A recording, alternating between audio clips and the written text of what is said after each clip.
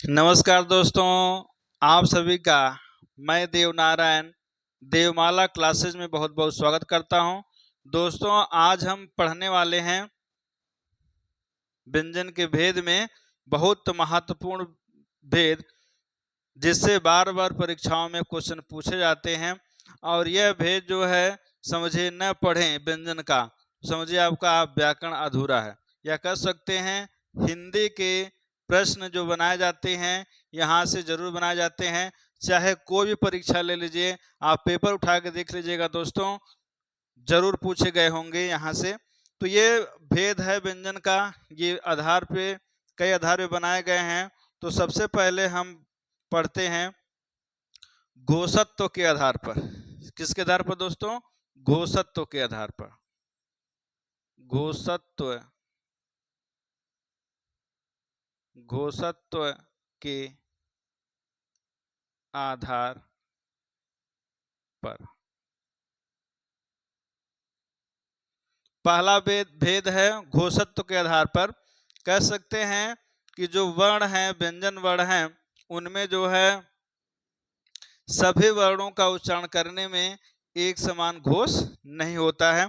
या कह सकते हैं किसी में ज्यादा होता है, किसी में बहुत कम होता है। इस आधार पर जो है व्यंजन के दो भेद बताए गए हैं। एक बताया गया है अघोष,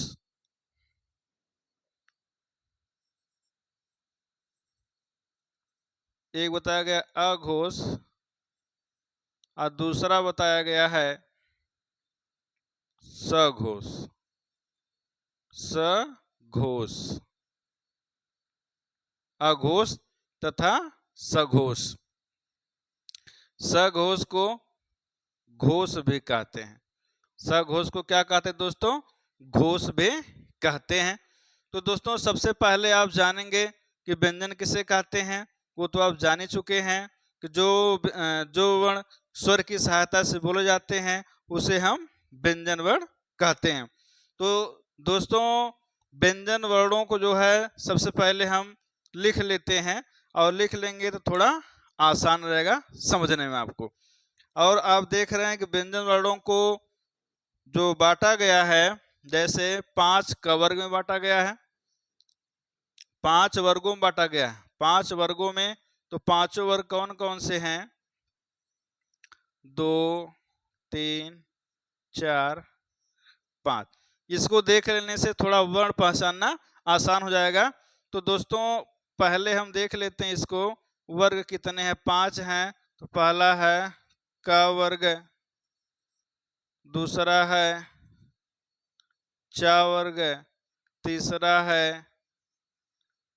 ट वर्ग, चौथा है त वर्ग, और पांचवा है प वर्ग। ये 5 वर्ग हैं। ये कितने वर्ग है दोस्तों? 5 वर्ग हैं। ये पांचों वर्ग में जो है कौन कौन से वर्ण हैं इसको हम देखते हैं। बहुत बार हमने देख चुका है, लेकिन यहाँ पे देखना जरूरी है। क वर्ग में आते हैं क,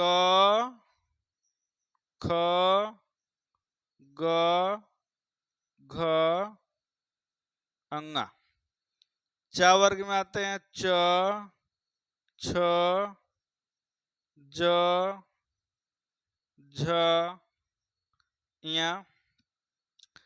ट वर्ग में आते हैं ट, ट, ठ, ड, ढ, ड़। त वर्ग में आते हैं त, थ, द, ध, न। दोस्तों, प वर्ग में आते हैं प, फ, ब, भ, म। तो दोस्तों, ये 5 वर्गों में बांटे गए हैं, और आपको हम बता ही चुके हैं कि इनको जो है स्पर्श व्यंजन कहते हैं। क्या कहते हैं दोस्तों? इनको जो है स्पर्श व्यंजन कहते हैं। स्पर्श व्यंजन कहते हैं, जिनकी संख्या बता चुके हैं। कितने दोस्तों? 25 है। इसके बाद दोस्तों कौन कौन से वर्ण आते हैं? इसके बाद आते हैं य व र ल। फिर आते हैं स स स ह। दोस्तों य र ल य व र ल ये 4 वर्ण हो गए जिनको अंतस्थ व्यंजन कहते हैं। क्या कहते हैं दोस्तों? अंतस्थ व्यंजन कहते हैं। और ये 4 हो गए इनको ऊष्म व्यंजन कहते हैं। ऊष्म व्यंजन क्या कहते हैं दोस्तों? ऊष्म व्यंजन। इनको क्या बोलते हैं दोस्तों? ऊष्म व्यंजन बोला जाता है। अब देखिए यहीं पे हमको अब लिखना है कि कौन होते हैं अघोष होते हैं और कौन सघोष होते हैं।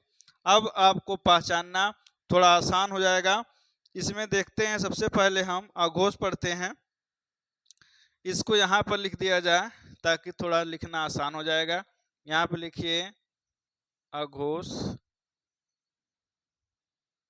और यहाँ पे लिखिए सघोष। ठीक है दोस्तों, यहाँ पे अघोष लिख दिया गया, यहाँ पे सघोष लिख दिया गया। और जो सघोष होते हैं उन्हीं को घोष वर्ण भी कहते हैं। जो सघोष होते हैं उन्हीं को घोष वर्ण भी कहते हैं। जो अघोष वर्ण होते हैं इसमें आते हैं वर्गों के पहले दूसरे वर्ण। इसमें आते हैं वर्गों के पहले दूसरे वर्ण। वर्गों के पहले दूसरे वर्ण और तीनों सा। वर्गों के पहले दूसरे वर्ण और तीनों सा आते हैं। और जो बचेंगे तो किस में आ जाएंगे? सघोष में आ जाएंगे। इसमें आएंगे दोस्तों वर्गों के, नोट करते जाइए, वर्गों के। यहाँ पे देखिए पहला दूसरा निकल गया, तीसरा चौथा पांचवा, तीसरा चौथा और पांचवा वर्ण आते हैं। तो आप देखेंगे इसमें जो है और आते हैं अंतस्थ व्यंजन आ जाएंगे और हा आ जाएगा। अंतस्थ व्यंजन कौन होते हैं आप जान ही रहे हैं, वहां पे लिख दिए हैं। यहाँ पे देखिए अंतस्थ व्यंजन दोस्तों हैं य व र ला और य व र ला। और ये उस व्यंजन जो था हा, ये भी घोष होता है। तो ये हो गए दोस्तों।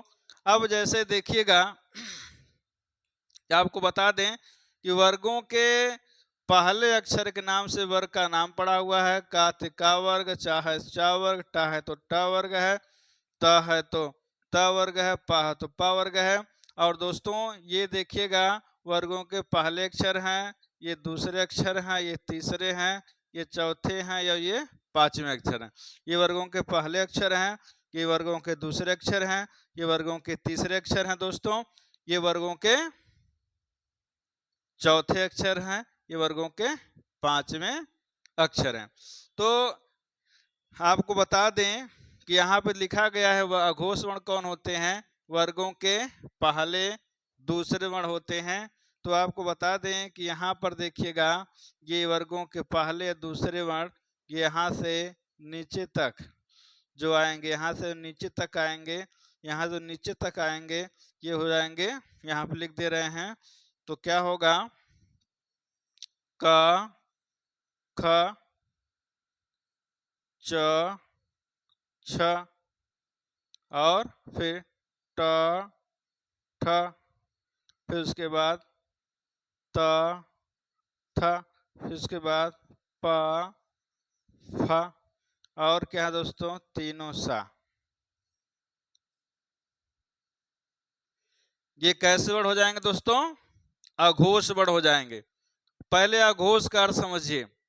अघोष का अर्थ पहले क्या समझेंगे, समझ लीजिए, तब आपको समझना आसान हो जाए, याद करना। आप बोल करके प्रैक्टिस करके भी याद कर लेंगे। जैसे आ माने नहीं होता, आ का अर्थ होता है नहीं। आ उपसर्ग है जो निषेध करता है दोस्तों। आ उपसर्ग निषेध करता है। और घोष माने नाद होना, घोष माने कंपन होना, नाद होना, घर्षण होना, जिसमें जिन वर्णों के उच्चारण में आप जानते हैं कि ये स्पर्श व्यंजन है, यहाँ तक स्पर्श व्यंजन है, तो इनके उच्चारण में घोष अघोष होता है। तो स्पर्श व्यंजन मतलब होता है कि इनके उच्चारण जब हम करेंगे तो जो उच्चारण स्थान होते हैं उनको स्पर्श करना पड़ता है। ठीक है दोस्तों। अब देखें यहाँ पे हम आपको बता दें, आ माने नहीं, आ माने नहीं, घोष माने कंपन होना। तो जिन वर्णों के उच्चारण में या कह सकते हैं जिन वर्णों के उच्चारण में कंपन नहीं होता है उन्हें क्या बोलते हैं? अघोष वर्ण बोलते हैं।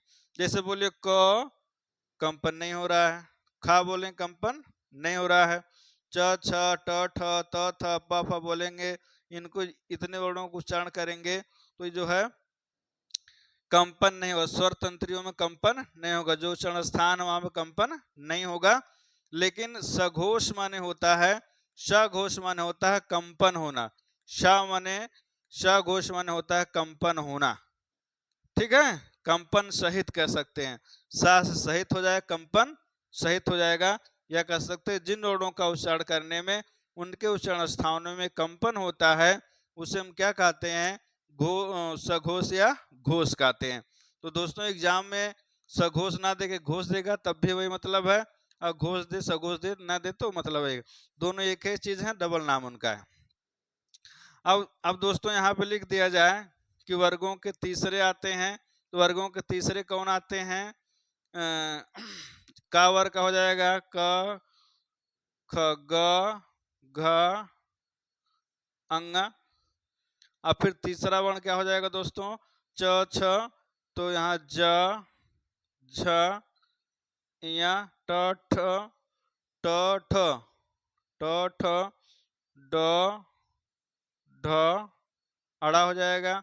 यहाँ हो जाएगा त, थ, द, ध, ना हो जाएगा प, फ, तो ब, भ, म। और दोस्तों य, व, र, ल और ह, ये कैसे वर्ण दोस्तों?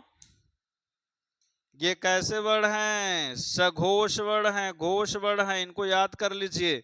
यहाँ पे लिख दे रहे हैं, ये तीसरे वर्ण हैं वर्गों के, ये वर्गों के तीसरे वर्ण हैं, ये चौथे वर्ण हैं, ये पांचवें वर्ण हैं। और ये य, व, र, ल और ह, ये कैसे वर्ण दोस्तों हैं? सघोष वर्ण हैं। ये एक इनके लिए ट्रिक बनाया गया है, महत्वपूर्ण ट्रिक है। यदि ऐसे आप याद कर लेंगे तो कोई भूलने वाला नहीं है, जीवन भर नहीं बोलेंगे, नहीं भूल पाएंगे दोस्तों, मैं गारंटी लेता हूं। आप ऐसे याद करिए, देखिए ये वर्गों के पहले अक्षर हो गए, ये दूसरे अक्षर हो गए, तीनों सा हो गए। तो इसको याद कर सकते हैं 12। क्या याद करेंगे? 12 अघोष। क्या याद करेंगे? 12 अघोष। या तो यहां पर लिख दे रहे हैं 12 अघोष, 12 अघोष, तीनों सा हो जाएगा। तो 12 मैंने वर्गों का पहला अक्षर, दूसरा अक्षर, यहाँ पर लिख देंगे 345, 345, 345 सघोष, मतलब वर्गों के तीसरे, चौथे, पांचवें।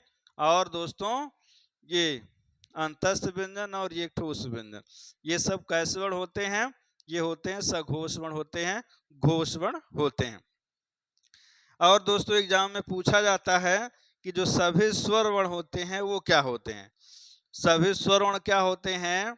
तो सभी स्वर वर्ण होते हैं वो क्या होते हैं? सघोष होते हैं। यहाँ पे लिख दे रहे हैं, याद कर लीजिएगा, सभी स्वर, हम इसको बता चुके हैं, सभी स्वर क्या होते हैं? घोष होते हैं। क्या होते हैं? घोष, या जिसको हम सघोष कहते हैं। जो सभी स्वर होते हैं वो भी क्या होते हैं? सघोष होते हैं दोस्तों। ये आपका हो गया घोष और सघोष हो गया। इसको दोस्तों जरूर याद कर लीजिएगा, बहुत इंपॉर्टेंट है। जैसे गाना नहीं है, तू ही तो मेरी जान है राधा, उसी प्रकार समझिए ये वर्णमाला की जान है। यहां से अगर क्वेश्चन न बनाए तो समझिए वर्णमाला से क्वेश्चन बनाना अधूरा रह जाता है। तो यही समझिएगा। इसके बाद हम पढ़ते हैं अल्प प्राण और महाप्राण। अल्प प्राण और महाप्राण एक भेद है व्यंजन का, ये और महत्वपूर्ण है, ये दोस्तों और महत्वपूर्ण है, ये और महत्वपूर्ण है। तो इसमें ये आधार जो बनाया गया है प्राणत्व के आधार पर, किसके आधार पर? प्राणत्व के आधार, प्राणत्व के आधार पर, प्राणत्व के आधार पर भेद बताया गया दोस्तों। प्राणत्व के आधार पर दो भेद बताए गए हैं। प्राणत्व माने होता हवा, प्राणत्व माने हवा, मुख से हवा निकलने के आधार पर, किसमें ज्यादा निकलती है किसमें कम निकलती है, इस आधार पर जो है व्यंजन के दो भेद बताए गए हैं। वो कौन कौन से भेद हैं, चलिए देखते हैं दोस्तों। तो ये होता है, पहला होता है, लिख दे रहे हैं, अल्प प्राण। दूसरा भेद है महाप्राण। अल्प प्राण महाप्राण दोस्तों, जैसा शीर्षक से ही पता चल रहा, अल्प माने थोड़ा, अल्प माने थोड़ा, प्राण माने वायु, अल्प माने थोड़ा, प्राण माने वायु। कह सकते हैं जिन वर्णों का उच्चारण करने में मुख से कम हवा निकलती है उसे हम क्या कहते हैं दोस्तों? अल्प प्राण वर्ण कहते हैं। महाप्राण, महाप्राण, अब देखिए महा माने ज्यादा, महा माने ज्यादा, तो परिभाषा क्या बनेगी दोस्तों? महा माने ज्यादा हो जाएगा। तो परिभाषा बन जाएगी कि जिन वर्णों के उच्चारण करने में मुख से ज्यादा हवा निकलती है वो क्या कहलाते हैं दोस्तों? महाप्राण वर्ण कहलाते हैं।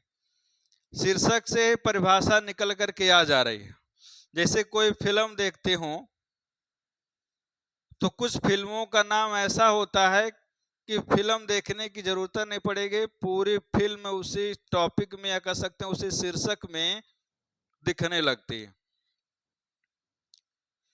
जैसे एक भोजपुरी फिल्म का नाम ले लूं, जिसे कहा जाए दुल्हन चाहे पाकिस्तानी, दुल्हन चाहे पाकिस्तानी, ये फिल्म है। और मान लीजिए इसको हम क्या करें, बस केवल नाम ही सुन लें तो स्टोरी देखने की क्या जरूरत पड़ेगी? कि स्टोरी क्या होगी इसकी, कि जो हीरो होगा वो अपनी शादी कहाँ पे करेगा? पाकिस्तान में करेगा। तो कुछ ऐसे टॉपिक होते हैं, शीर्षक होते हैं जो पूरी फिल्म को या कह सकते हैं पूरे स्टोरी को बता देते हैं। तो जैसे ये भी है, अल्प माने थोड़ा, प्राण माने वायु, महा माने ज्यादा, प्राण माने वायु। जिसमें ज्यादा वायु निकलती है महाप्राण, जिसमें कम वायु निकलती है अल्प प्राण। अब देखते हैं कौन कौन से वर्ण आते हैं, कौन कौन से वर्ण आते हैं। तो वर्गों के, हाँ लिख दे रहे हैं दोस्तों, यहाँ पे आएंगे वर्गों के पहले, तीसरे, वर्गों के पहले, तीसरे और पांचवा वर्ण, और पांचवा वर्ण आता है। वर्गों के पहले वर्ण, तीसरे वर्ण और पांचवे वर्ण आते हैं। और इसके बाद क्या आ जाएंगे? ऊष्म व्यंजन आ जाएंगे। क्या आ जाएंगे दोस्तों? ऊष्म नहीं आएंगे इसमें, इसमें आ जाएगा क्या? अंतस्थ व्यंजन। क्या आ जाएगा दोस्तों? अंतस्थ व्यंजन आ जाएगा। तो अंतस्थ व्यंजन कौन कौन से हैं ये हम बता चुके हैं, आगे नीचे लिख दिया जाएगा। और ये जो है इसमें कौन आएंगे? जो छूटे रहेंगे, यहाँ प्लस कर दीजिए, प्लस कर दीजिए अंतस्थ व्यंजन, अंतस्थ व्यंजन प्लस क्या हो जाएगा दोस्तों? अंतस्थ व्यंजन। इसमें क्या होंगे? जो छूटे रहेंगे। बस दोस्तों ये एक तो याद हो जाए तो इधर का ऑलरेडी याद हो जाएगा। कौन छूटा हुआ है लिख दिया जाए। वर्गों के पहला निकल गया तो कौन छूटा है दोस्तों? वर्गों के दूसरे वर्ण, चौथे वर्ण। पहला तीसरा पांचवा निकल गया है, तो वर्गों के दूसरा बचा है, वर्गों का चौथा बचा है, प्लस अंतस्थ व्यंजन यहाँ आ चुका है, तो बचा क्या है, ऊष्म व्यंजन बचा है। बचा क्या दोस्तों, ऊष्म व्यंजन, ऊष्म वर्ण, ऊष्म वर्ण बचे हुए हैं। तो यदि आप लिखना चाहे यहां से लिखना चाहे तो देखिए यहाँ पे लिखा गया है वर्गों के पहला तीसरा पांचवा, ये आपके हो जाएंगे, कौन कौन से व्यंजन हो जाएंगे, ये आपके हो जाएंगे, ऐसे बना दिया जाए, हम वहां लिख भी देंगे वर्गों के पहले तीसरे पांचवें क्या हो जाएंगे दोस्तों, अल्प प्राण हो जाएंगे। ठीक है, तो इसको लिख लीजिए, यहां लिख देंगे तो एक बार दिमाग में और बैठ जाएगा। यहाँ पे देखिए क के बाद क ख निकाल देंगे तो ग, घ निकाल देंगे अंगा, फिर उसके बाद च, छ निकाल देंगे ज, झ निकाल देंगे, यहाँ बचेगा ट, ठ निकाल देंगे, ड, ढ निकाल देंगे, ड़ बचेगा। उसके बाद देखिए थ निकाल देंगे, द, धा भी निकाल देंगे, ना बचेगा। उसके बाद फ निकाल देंगे, प फ ब, भा निकाल देंगे म। ठीक है दोस्तों, उसके बाद कौन बचे, अंतस्थ व्यंजन, य, व, र, ल। ये कैसे वर्ण हो जाएंगे दोस्तों, अल्प प्राण हो जाएंगे। यहाँ पे लिख दे रहे हैं वर्गों के पहले अक्षर, वर्गों के तीसरे अक्षर, वर्गों के पांचवें अक्षर, चौथा नहीं दोस्तों, वर्गों का पांचवा अक्षर। अब दोस्त इसको पंचमाक्षर बोलते हैं, वर्गों के पांचवें अक्षर को क्या बोलते हैं, पंचमाक्षर बोलते हैं, नासिक के व्यंजन बोलते हैं, अनुनासिक वर्ण भी बोलते हैं, कई नाम से जानते हैं। पांचवें अक्षर को पंचमाक्षर, नासिक के वर्ण, अनुनासिक वर्ण, इतने नामों से जानते हैं। ये कैसे हो गए, अल्प प्राण। क बोलेंगे कम हवा निकलेगी, ग बोलेंगे कम हवा, अंगा बोलेंगे कम हवा, मतलब इनको बोलेंगे पहले तीसरे पांचवें वर्ण को वर्ग के, तो अल्प कम हवा निकलेगी। य व र ला बोलेंगे तो कम हवा निकलेगी। लेकिन इसको बोलेंगे, देखिए कौन कौन बचे हुए हैं, तो का निकल गया है, तो ख, यहाँ बचेगा घ, च निकालें छ, यहाँ बचेगा झ, ट निकाल के ठ, यहाँ बचेगा ढ, यहाँ पे देखिए त, थ, द, ध बचेगा, प निकाल चुके हैं, फ बचेगा, बा निकाल चुके हैं, भा बचेगा। ये वर्गों के कौन कौन से वर्ण हैं मित्रों दोस्तों, ये वर्गों के दूसरे अक्षर हैं, ये वर्गों के चौथे अक्षर हैं, और प्लस ऊष्म व्यंजन कौन है, श, श, श, हा। ठीक है दोस्तों, गिना जाएगा तो इनकी संख्या कितनी होगी, 15। ठीक है दोस्तों, एक चीज और आपको बता दें, जो द्विगुण व्यंजन होते हैं, द्विगुण व्यंजन वो कहाँ पे आते हैं, वो इसी में आते हैं ना, ट, ठ, ड। तो जो द्विगुण व्यंजन होते हैं वो भी क्या होते हैं, अल्प प्राण होते हैं। जैसे यहाँ पे लिखा जाए, इसको ड को अड़ा लिख देते हैं ऐसे बना के, और ढ को यहाँ पे लिख दे रहे हैं अड़ा, आजमगढ़ जैसे लिखते हैं, अड़ा हो गया ढ़। तो ये द्विगुण व्यंजन, ये जो द्विगुण व्यंजन है ड़, इस ये भी अल्प प्राण होता है, और ये ढ होता है ये महाप्राण होता है। तो जोड़ा जाएगा तो कितने हो जाएंगे, जोड़ने में कितने होंगे दोस्तों, ये 15 हो जाएंगे यहाँ तक, और 4 19 हो जाएंगे। ये कुल कितने वर्ण हो जाएंगे? 19 वर्ण हो जाएंगे। यहाँ पे कुल कितने वर्ण हो जाएंगे? यहाँ हो जाएंगे 14 वर्ण हो जाएंगे। पूछा जाए अल्प प्राण कितने वर्ण हैं? 19 वर्ण हैं। महाप्राण कितने वर्ण हैं? 19 वर्ण 14 वर्ण है। महाप्राण अल्प प्राण 19 वर्ण है और महाप्राण कितने हैं? 14 वर्ण दोस्तों।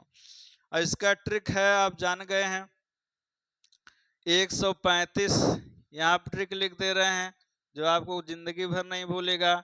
याद कर लीजिएगा। क्या याद करेंगे? 135 अल्प प्राण अंतस्थ व्यंजन, 135 अल्प प्राण अंतस्थ, और 24 महाप्राण, 24 महाप्राण ऊष्म। तो दोस्तों बोल करके देखेंगे। का बोलिए कम हवा निकल रही है, लेकिन वहीं ख बोलेंगे तो ज्यादा हवा निकल रही है। तो ख हो जाएगा महाप्राण, का हो जाएगा अल्प प्राण। इसमें से जो भी वर्ण बोलेंगे वर्गों के तीसरे, वर्गों के पहले, तीसरे, पांचवें, सब में जो हवा कम निकलेगी तो अल्प प्राण होंगे।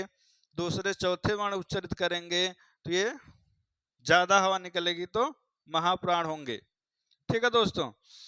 तो ये इसको आप याद कर लीजिए, ट्रिक के माध्यम से याद कर लीजिए, लिख करके याद कर लीजिए। और ये प्रश्न जो है यहाँ से बनाए जाते हैं। जैसे एग्जाम में पूछा जाए कि क वर्ण अल्प प्राण है कि महाप्राण है, ठीक है, कि घोष है कि अघोष है, तो अब क्या बताएंगे? का जो है अल्प प्राण है। पूछा जाए घ अल्प प्राण है कि महाप्राण है, घोष है कि सघोष है, तो क्या होगा दोस्तों? महाप्राण होगा। इस प्रकार इन भेद से व्यंजन के पूछे जाते हैं प्रश्न दोस्तों। इसको याद कर लीजिए अच्छे से दोस्तों। वीडियो बस आज इतना ही इसमें रहने दे रहे हैं, बहुत बड़ी वीडियो नहीं बनानी है। तो मैं एक बात आपसे कहना चाहता हूं कि जो मित्र चैनल पर नए हैं वो मित्र चैनल को जरूर सब्सक्राइब कर लें और वीडियो को ज़्यादा से ज़्यादा लोगों को शेयर करें। और वीडियो को देख करके कमेंट बॉक्स में ज़रूर कमेंट करें कि वीडियो आपको कैसे लगे। यदि कोई आप समस्या हो तो कमेंट बॉक्स में आप कह सकते हैं। धन्यवाद दोस्तों।